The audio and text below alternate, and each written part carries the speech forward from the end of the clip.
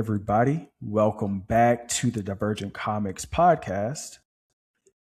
Today is not an indie comic creator interview, but it is, like I mentioned when I talked to Jorge recently, kind of like one of the greatest hits because I'm bringing back Karla, aka Moon, the writer, back to the podcast. If you all have been following for any length of time, I had Karla on back in, was it 2024, I believe, to talk about her book, Luna, which was a really good book. And we got to really dive into her stories and who she is as a writer.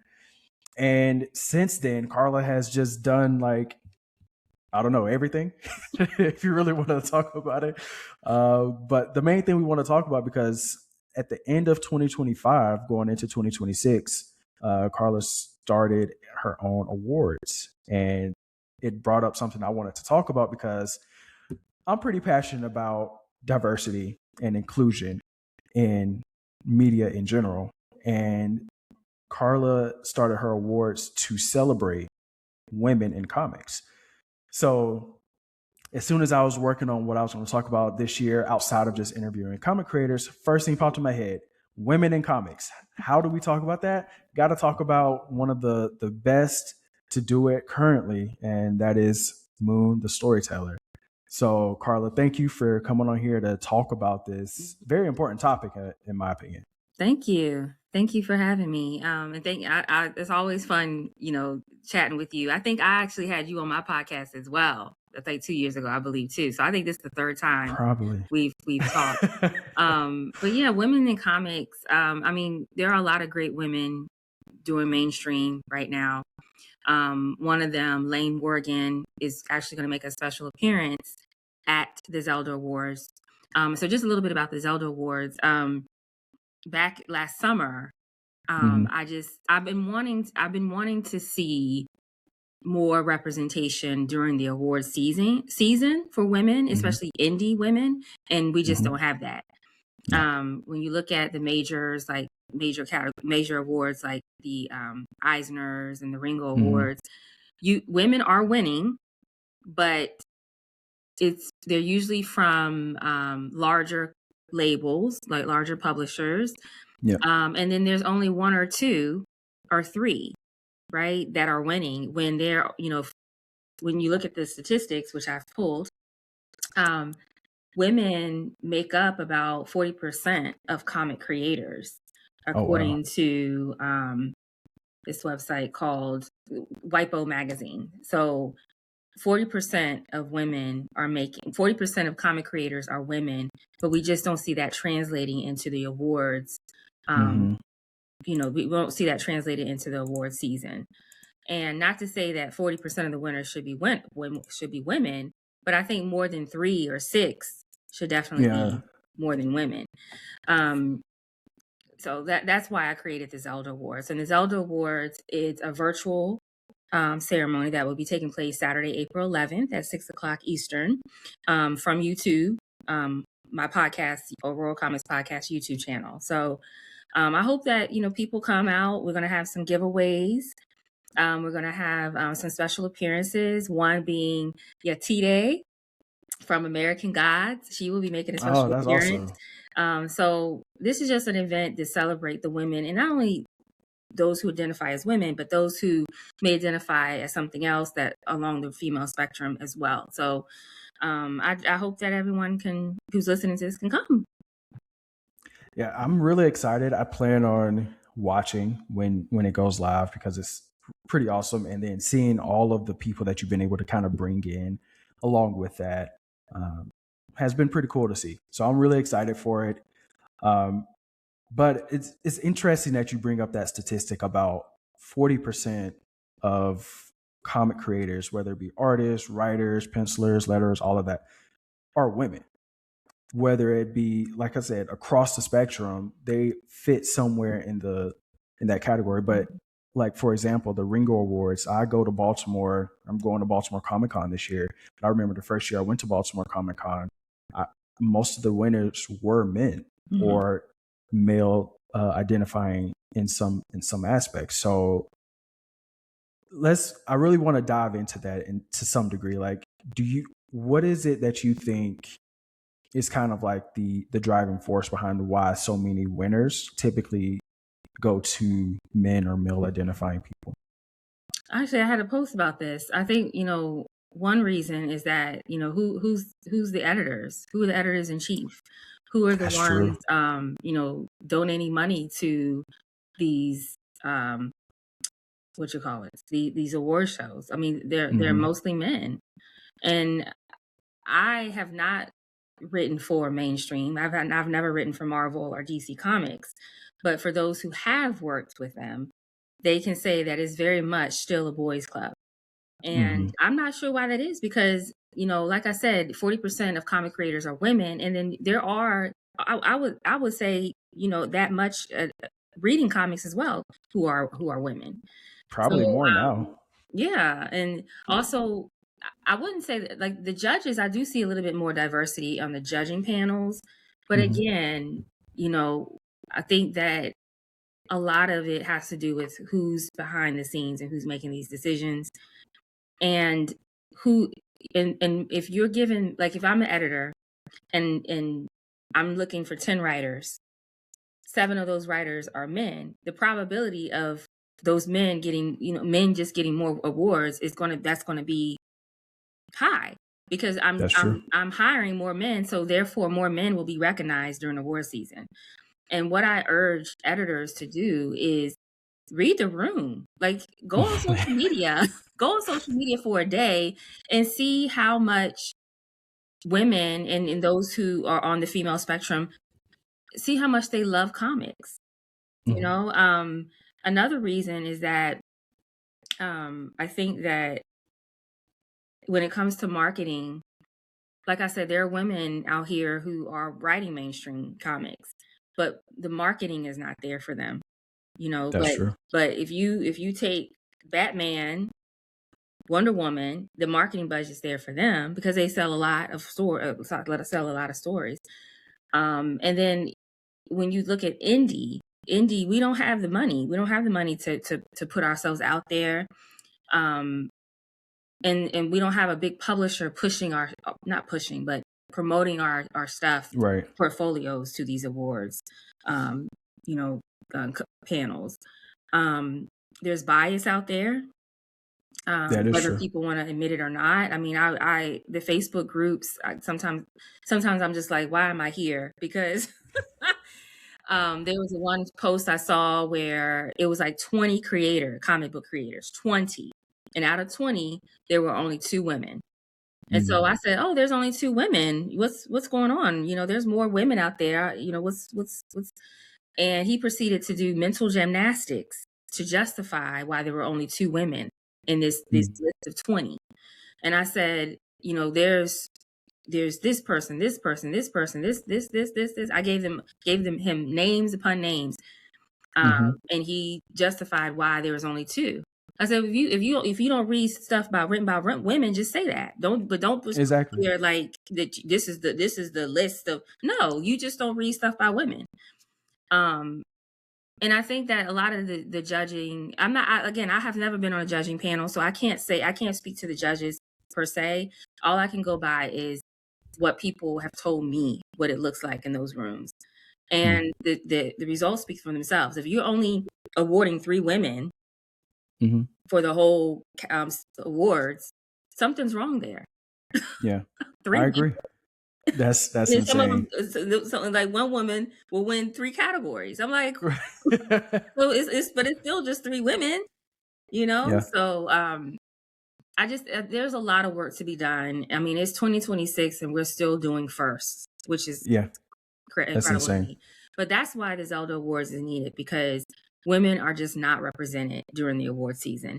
And I can't tell you how many emails I got, how many messages I got saying, "Thank you so much for this. We needed this." And some people said, "I've been doing this for 20 years. I've never been nominated for a comic book award." I said, "What? This is ridiculous."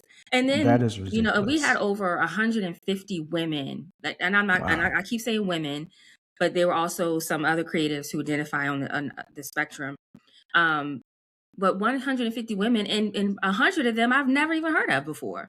but I know their work, and I love to support their work. So Yeah. I just think that Marvel, DC, Image, all those big ones, they just need to do better in hiring more women, and supporting them, because women tell great stories too. You know, a Sometimes woman better wrote. than men, really, for sure. Yeah, sometimes in some cases, yeah.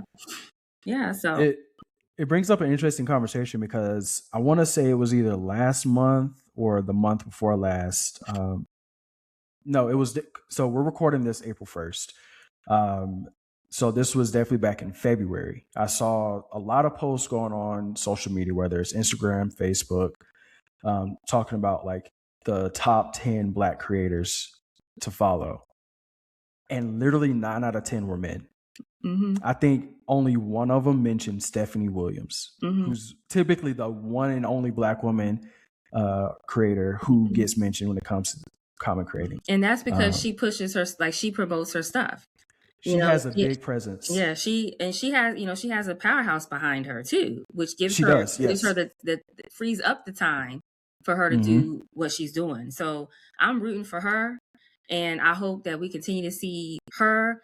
And I want her to bring back Vixen. She's been on the air. I mean, there's just we're all fighting for that one. Yeah. I've seen a lot of posts like that, and not one. And I remember one post, not one female publisher, not one. And this is 2026. There's no excuse as to why there's no your list doesn't include a female. Exactly. You know, at least one, like right. A minimum of one. Right. Even Midnight Comics. You know, Tosh and Lloyd, they're married, a couple. Tosh, mention Midnight Comics, mention Shiro Comics, my label, Black Girl Comics, Kente Comics by oh my goodness, her name's escapes me, but Kente Comics is also woman led. I haven't heard of that one. I'll have to check her out. Janice, her name is Janice Denny. Okay. So I mean, and that's again, the Zelda Awards is recognizing over 100 of them.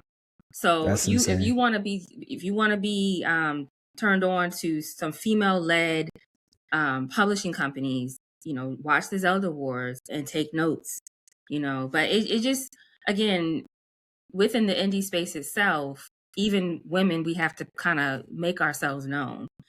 And that's why I'm just really glad that it's been received so well. People who I never thought would care are caring.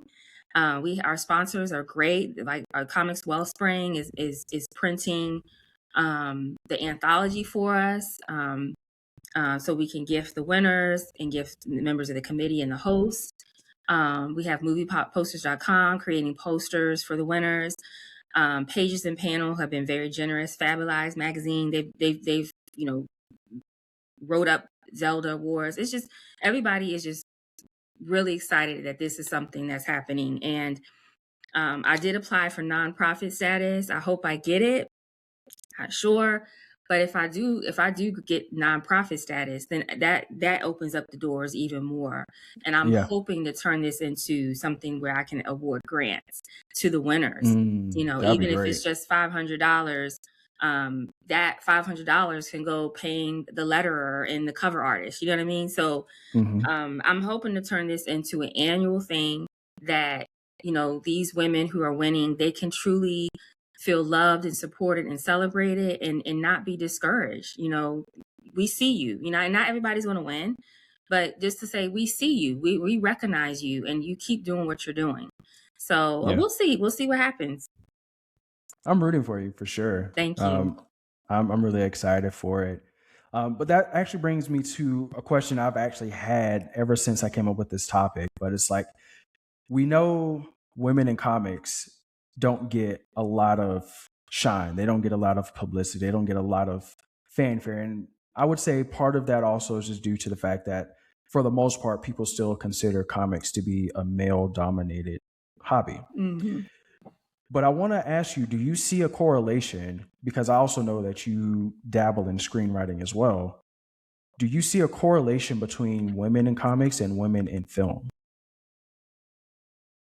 In the sense of like how they're treated and how they're received? So I can't really speak on because I've never been paid for a script. I've never been a writer in a writer's room. So I can't really speak As on of yet. that. I can't speak on that.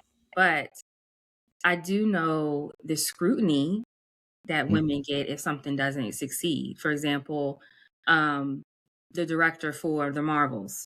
Oh yeah, Nia DaCosta. Yes, Nia DaCosta.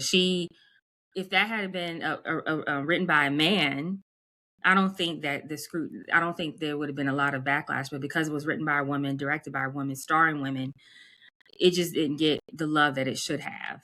I agree. Now, I personally didn't think the script was as strong as it could be, but then I found out it was tampered with. Like, It was. Disney was, kept chopping at it. And Yeah. so she didn't really get a chance to even shine in that role. I Hmm. do know with the names are escaping me, but with Ironheart, Tanaka Hmm. Hodge, brilliant script, but she was torn apart by Hmm. people who were biased, so and racist. Yeah. So that really for me that's just Black women experience. And even it's just so much weight carried on the shoulders of Black women in Hollywood. I feel um, that's not there for white men. Um, and we know why it's racism, bias. Um, but even we have. I mean, Ryan Coogler is a man, but even the success of Sinners, Black Panther, Hmm. his work, we still see posts from writers and screenwriters and producers saying, "Oh, please go see Hallie's movie next week, or I won't Hmm. get greenlit for my project." Why is certain projects dependent on the success of others? Yep. We should just be able to exist and live in our own lane and not be compared to this or that. So, Right. in answer to your question, I really can't speak on this from a perspective that I'm on. I'm on the inside. I'm and working in Hollywood. I can Mhm. just only I can only speak on what I've seen and what I've read. Um, and I hope that that changes. I think I hope James so Gunn is too. doing a great job. I mean, he hired a woman to write for Supergirl, and from what I know, I think she's the only credit on that screenplay. I Yeah. just don't know. I hope it does well. I feel it is going to do well. Like Hmm. even the actress that they've hired to play Supergirl, she Oh looks yeah, Millie Alcott. amazing. Yeah, Yeah. she looks great. I'm just looking forward to it, and I'm going to Me support too. it. I'm going to support it because it was written by a woman. And now, will I like the movie? As much as I did Superman? I don't know. I'm going Yeah. to support it. So, I hope she does well. I hope, and I can't wait for the Wonder Woman reboot to come out. Me too. So we'll see. We'll see what Marvel does too. I Hmm. want to see a female writer for Storm. I want to see that, and we're all putting that out there. Yeah. To write for Storm. So we'll see. We'll see what happens. At this point, I'm 45, and I'm in 5 years. I don't know if this will be, who's writing what is going to be as important as what am I doing to continue to celebrate women in this space. So, we'll see. We'll see how things go. All right. Well, I also want to mention because we kind of touched on how like there's not a lot of promotion and support of women in comics, Mhm. just in general. But recently, I want to say like over the last couple of months, on Threads, I found a profile called Pink Riot Comic Show, Mhm. and they've been doing a like weekly highlight of black women in comics, and they like create a list of like up to about 10 women that they want to highlight. And I really think that that's important to do, and I like how they do it where like they have the images of the different women and what they've written and things of that nature, Mhm. just to get people used to and normalize seeing black women Mhm. making comics. Yep. Bree and Keisha. So Yep. yeah, I love them. they're Mhm. great. Yeah. So what I want to know, based off of that, Who are some women in comics that inspire you to keep making comics? Definitely Stephanie Williams. I think Mm-hmm. her, she's always, for me, she's always been a great writer because she's very versatile, and that's She very is. rare. Um, but with her creator-owned title, Roots of Madness, it just kind of put it Mm-hmm. on a whole different level for me. And I told her, I said, I cannot wait to see this on television. This is a classic, like, Bitterroot. This is going to be considered one of the classics, you know. So Yep. definitely Stephanie, and I wish her all the success, and I hope to see her work on TV as well. That makes two of us. My co-host Ebony, she is a Mm-hmm. writer as well. She released her first webcomic, Crash Cart, a few months back, so I'm really inspired by her. I love Tosh from Midnight Comics as well. Same.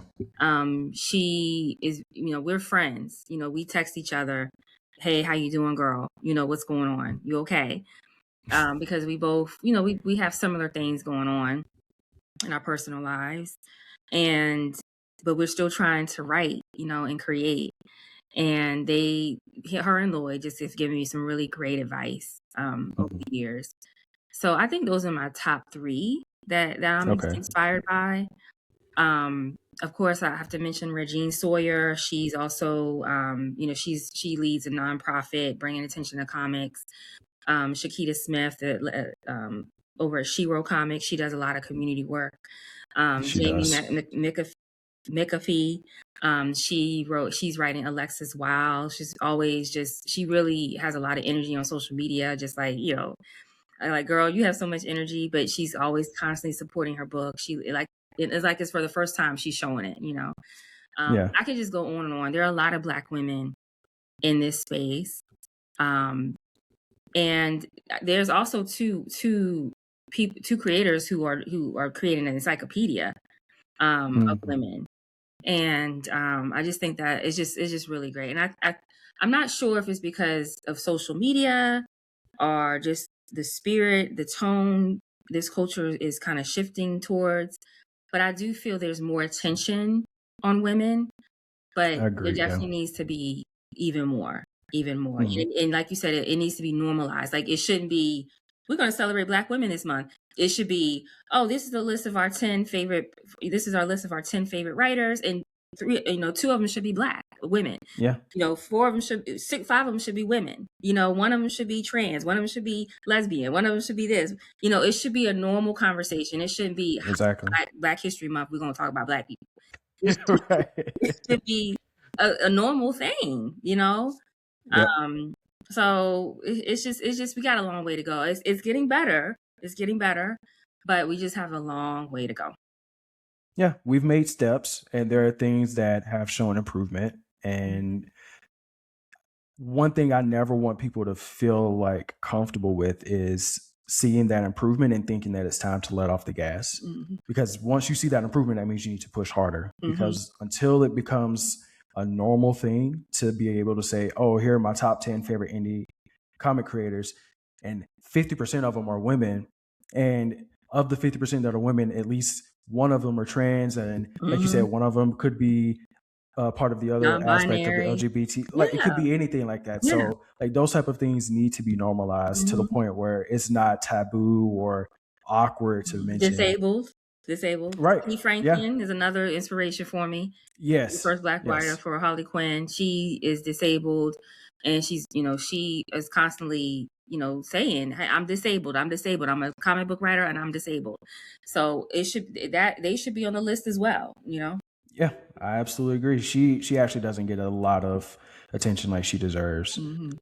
So we definitely got to shout her out because she deserves that. Mhm. Definitely. So we've talked about some women that have inspired you and continue to inspire you to write. When you look over your journey as a writer, what, how have you noticed your voice has evolved in that time frame? So I feel like I'm writing more now that I haven't. Mm-hmm. A lot of stories I haven't shared yet. Um, Luna will always be my first love. Luna is my comic book, and I'm actually just getting issue 3 lettered now. So issue 1 and 2 will be reprinted under Black Girl Comics, and then issue 3, which is new, will be also released. And I'm gonna start working on all of that after the show, after the Zelda Awards. I just feel like I have a lot more to say. Um, but my voice has not changed. My heroine will always be a woman of color. Mm-hmm. I don't know, and if I'm asked to write for another story, great, yes. The answer is yes. But my I voice mean, is I women would of love to color. see you on Storm. That's my Yes, personal preference. yes, yeah, I would love to write for Storm. And I've been putting that out there as well. I'm gonna start manifesting You're it gonna, more on yeah. Threads.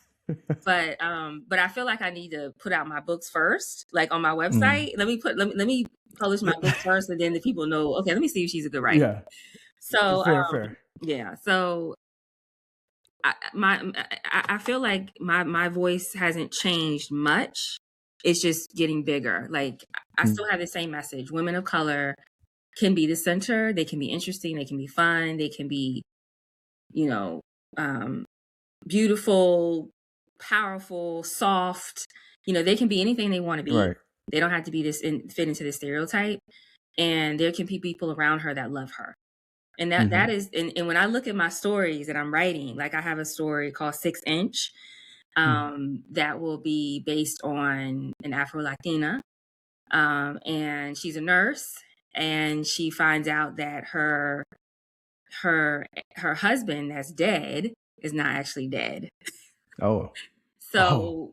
So it takes her on this ride, like this wild ride, and how she comes across all that. But she's a woman of color.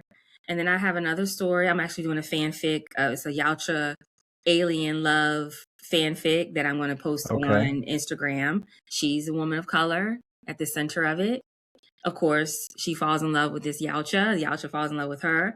And that story is going to be about them. I hope I don't get a cease and desist letter from Marvel. That's why I was going to put it on for free, so people won't. Yeah. So I'm not getting paid for it. Luna is a woman of color. Um, those are the 3 main stories that I'm working on now. Actually, I have 4.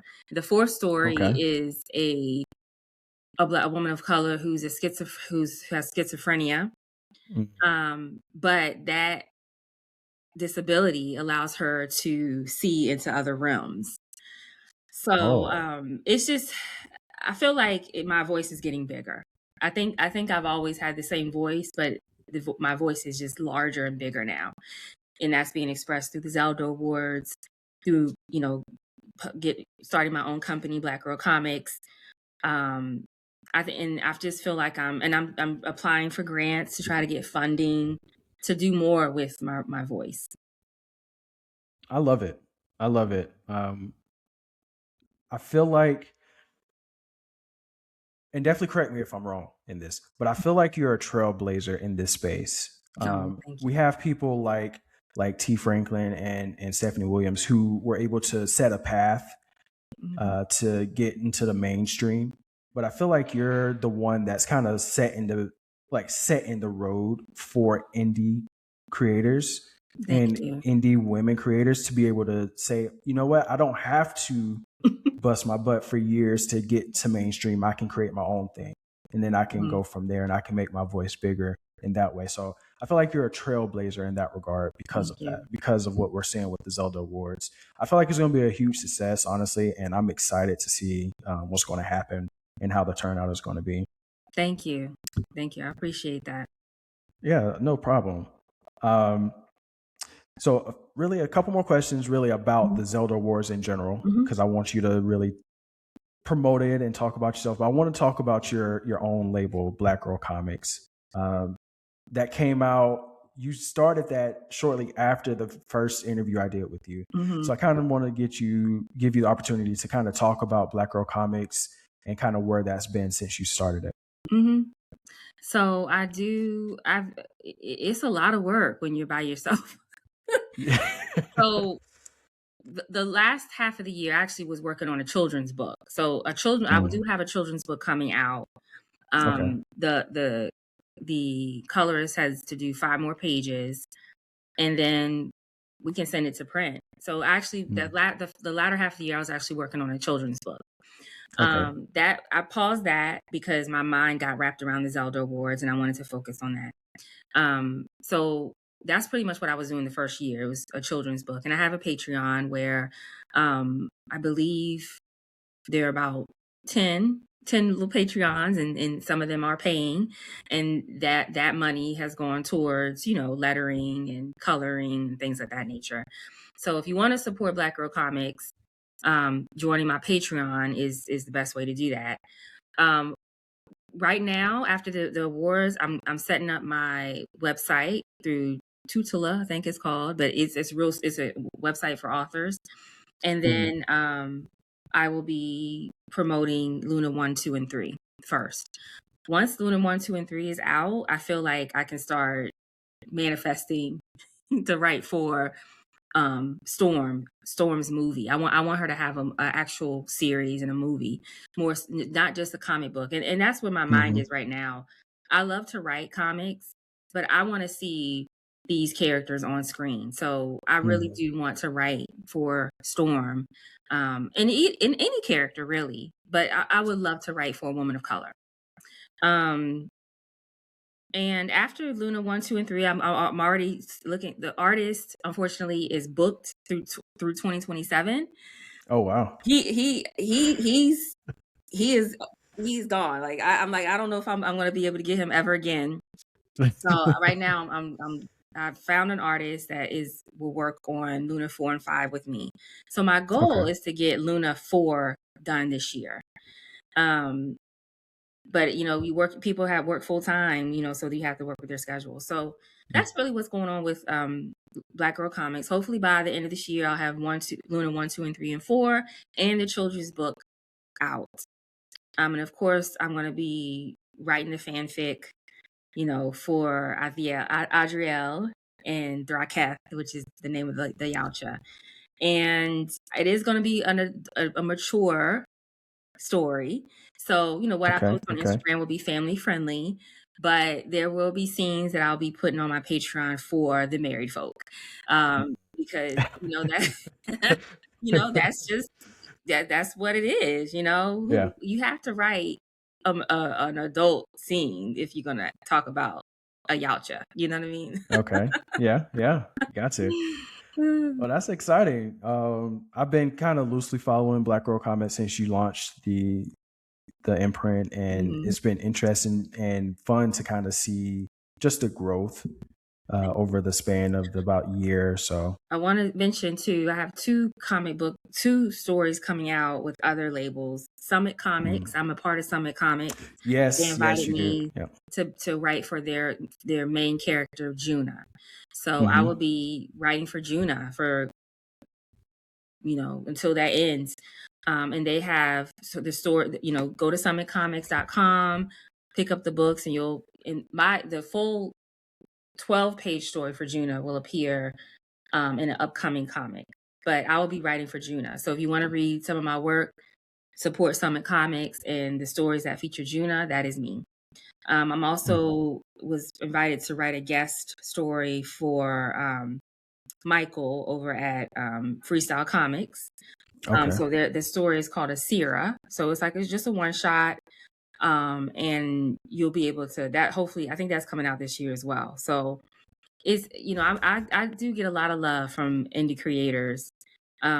Just from those two books I wrote, they see that, how much I love comics. I love comics. And I think it's one of the best forms of writing. You can read it and you can experience it through the art. And I think that is something that novels and that you just can't get with a novel.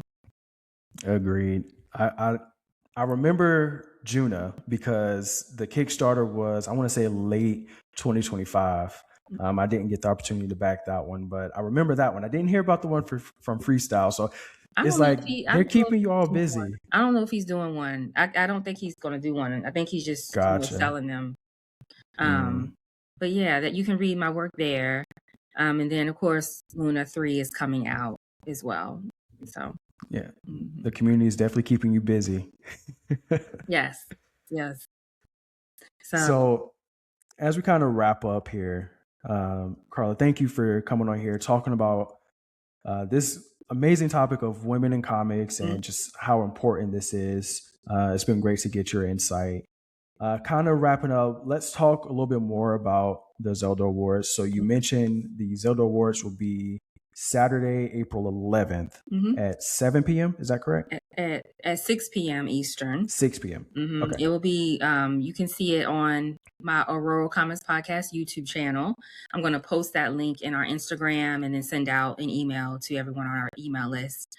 But yeah, that's how you'll be able to see it. And again, we'll have some giveaways. We're going to be giving away copies of the anthology, which features a good dozen creators. The forward is written by Stephanie Williams. I'll be writing the afterward. So we'll be gifting that to 3 of the listeners. We also there's going to be special appearances from Lane Morgan, who wrote for DC Legacy, and who's writing the Star Trek ongoing series. Fantastic Frankie will make a special appearance. Kara Mulhorn, the Blur Girl. That's awesome. And of course, T-Day. But I believe that's her. I gotta make sure I say her name correctly. But she started following me a few weeks back, and I was like, let me just shoot my shot. So I said, hey, I see you follow the Zelda Awards, and it would mean a lot to me and the attendees if you sent a little message to them congratulating them on their win. And she did. She sent it back, and I'm like, I said, thank you so much. You're so, from her busy schedule, she took the time to recognize and celebrate these women. So if she can do it, no excuse why nobody else can do it. That's true. Yeah. I mean, it just really elevated the program for me. So like I said, I'm rolling with this. This is something I want to be doing 10 years from now as well. So if we get nonprofit status, ain't no stopping us. Yeah, at that point, it's just to the moon at that point.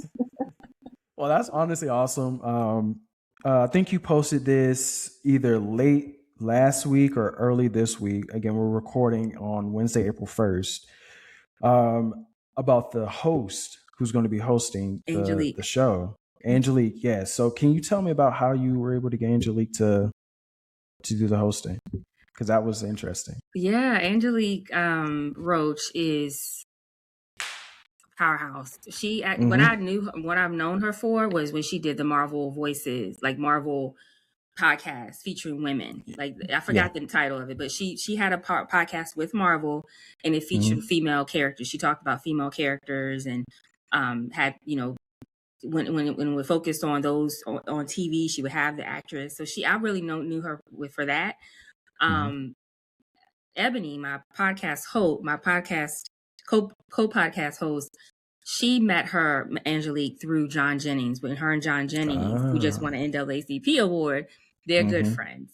So she interviewed her on the pod last season. So that's how I came to get in touch with Angelique. So it's always, awesome. We're just looking out for each other, like, hey, I know her, she can do it. So I said, let me shoot my shot with Angelique. So I said, Angelique, would you love to host, this event? She's like, I would love to. So and what I have to remind myself is that not everybody I asked said yes, right? Angelique was the only person I've asked to host. She was the only person I asked to host, and she said yes. Okay. I've reached out to other people to sponsor. No answer. Oh, they said, let me know when you become a nonprofit. Some people said yes. But the people that have said yes, I admire and respect. Not to say that those people who couldn't do it this year, I don't admire and respect. But it just speaks to how much they see a need for this. Angelique didn't have to, she's not getting paid for it. She's volunteering her time. She can be doing something else, but yet she volunteered to do this. Yeah, T-Day didn't have to do it. She could have just reposted the post and kept it moving, but she actually responded and did a video for the winners. And so it just speaks to people see a need for this and they want to support it in any way they can. And I'm just honored to have a really great committee, a group of women who have been really working hard this past 6 months. Angelique and, all the people that's the sponsors that have, are really making this show great. And I want to list the sponsors.